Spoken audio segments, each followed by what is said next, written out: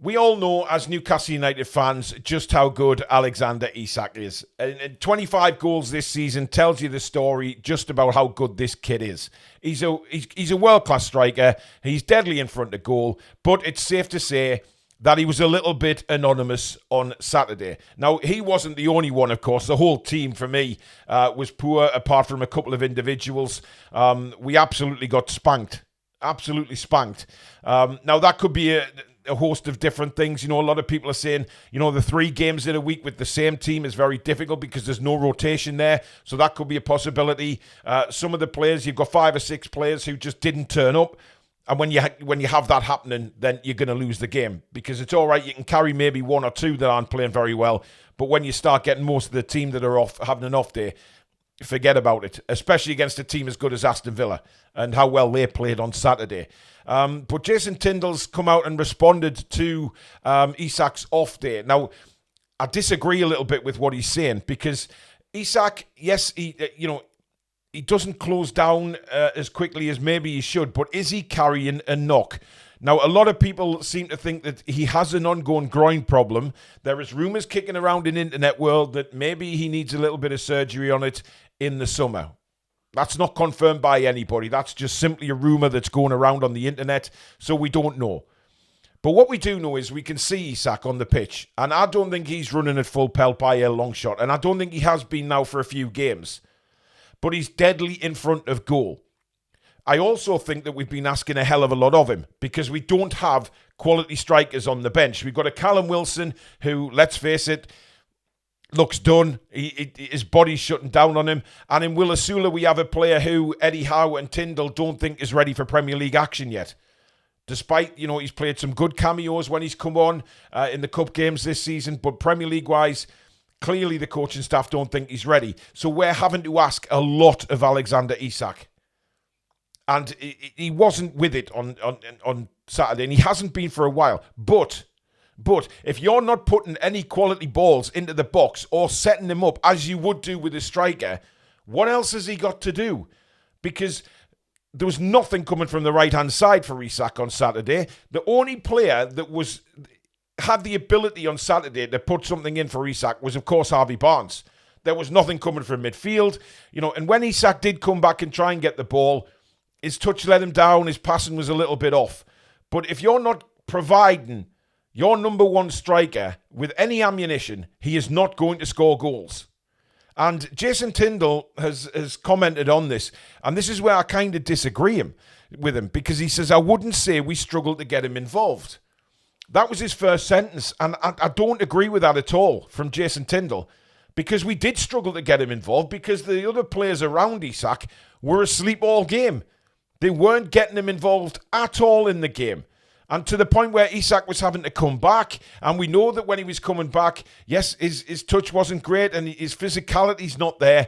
But you can't not have any ammunition for a quality striker like Alexander Isak. So I don't agree with Jason Tindall when he comes out and says he thinks we didn't struggle to get him in the game. Because we did. He said Alex has been outstanding for us. He scored 25 goals this season because he's so consistent. He's been excellent. Sometimes as a striker, as a team, you have sometimes maybe off days when you're not at your best. But you can't fault his effort or what he's given the team throughout the season. Now, this is probably in response to a lot of people that have come out and said, is Isak all that and this kind of crap when Newcastle United play bad games? It's the same as Jacob Murphy. Loads of people turn around saying, because Murphy had an off day on Saturday, all of a sudden he's back to being a championship winger. When the week before, people were saying he should be in the England team. Now, I personally don't think Murphy's having a purple patch. I just think he's really improved. But Jacob Murphy was not the only one on Saturday who was terrible. There was quite a few of them. And I genuinely am putting this to a bad day at the office. I think we'll see a response against Ipswich. And then we've got 3 massive games before the final game against Everton. 3 massive games. Brighton away, Chelsea at home, and Arsenal away. They are going to make or break the Champions League positions for me. It's huge. So if we go into the game against Ipswich on Saturday and look our normal selves again, score some goals, get that goal difference back, then all the confidence comes back. And I'm sure it will. But we have to be better than we were on Saturday. I don't think anybody's in denial about that. We have to be. They've got a good week off before they take on Ipswich, maybe a couple of days of rest, and then back on the training field and back concentrating on what's ahead of us. That's what I believe will happen. But I don't... there's been some games this season where I have been a little bit puzzled by us not getting Isak into the game. And especially when we've got opportunities to cross the ball in. Is Isak the best header of a ball you've ever seen? No. But he's proved quite a couple of times this season that he can head the ball in the back of the net.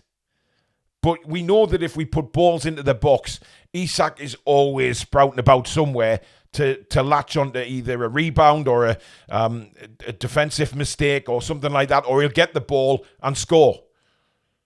But if we're not putting anything in for him, but I do genuinely believe we're asking too much of him. I really do. It's been a very, very tough week for Isak, especially if he is carrying any sort of groin problem. That would say why you're not seeing Isak running at full pelt. But when Tindall comes out and says I wouldn't say we struggle to get him involved, I disagree with that, because there was nothing around him to help him get involved in the game. Now the captain, Bruno, of course, has come in for a lot of criticism from Saturday, and for me, rightly so.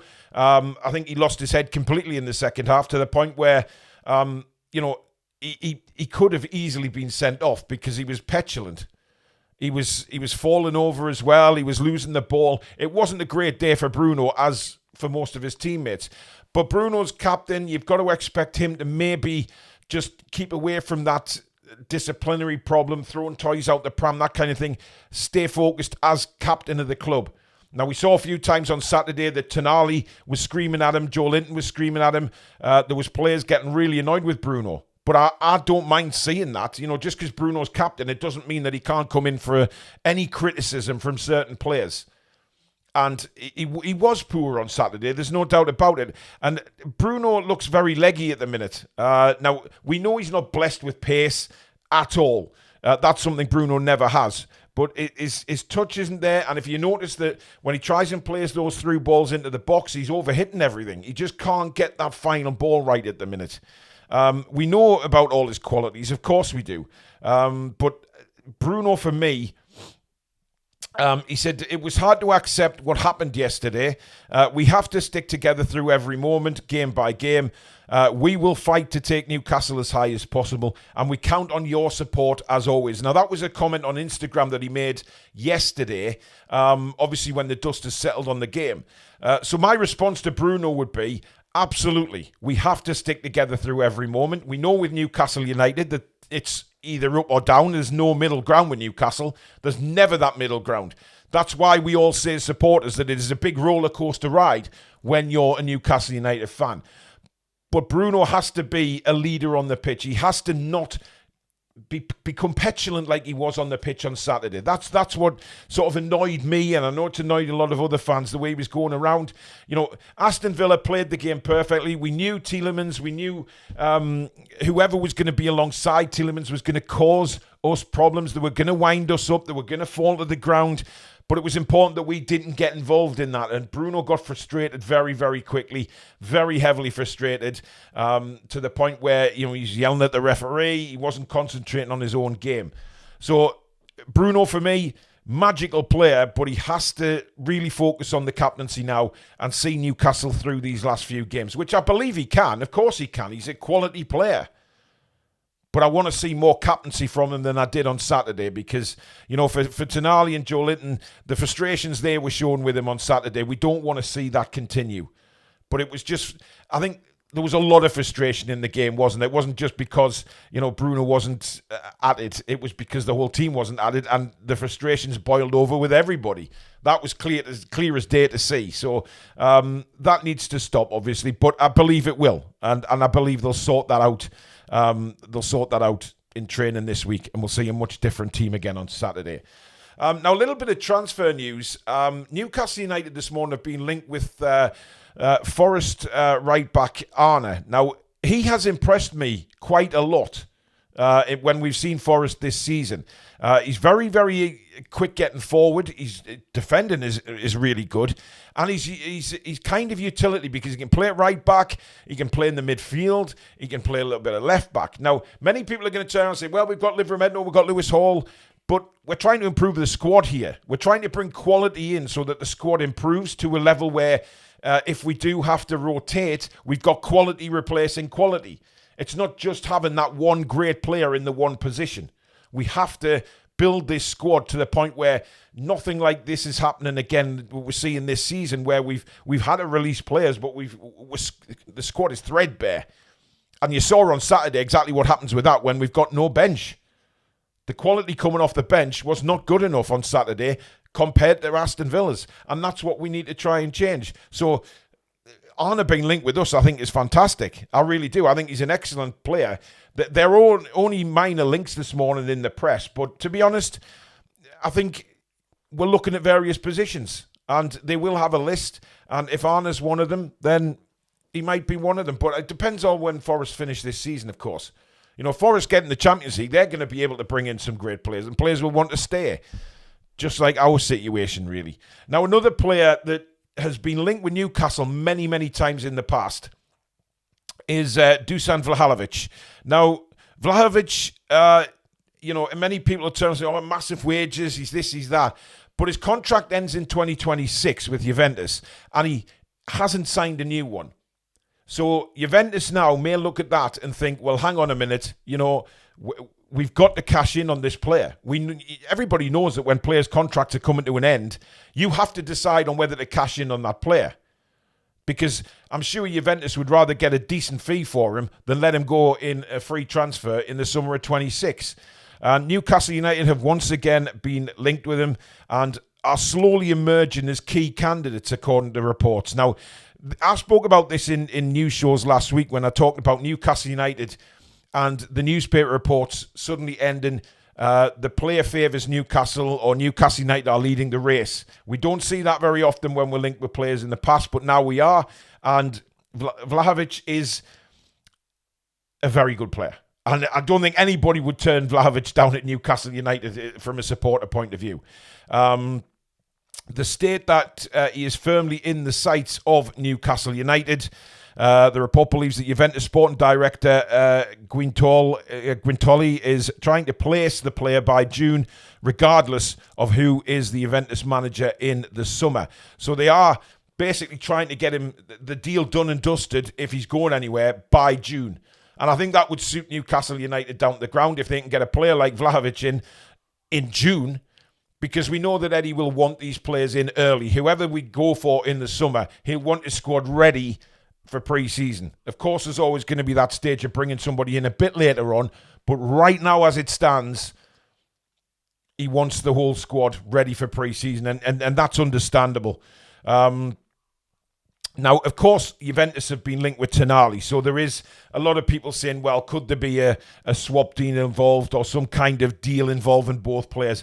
I don't think that's going to come to any fruition at all, because I don't think Tonali's going anywhere, so you can stick that right up your ass, whoever's trying to pull that one off. But that of course, comes from the reports last week that were saying that Juventus were looking at Tonali. That is completely separate. That isn't going to happen.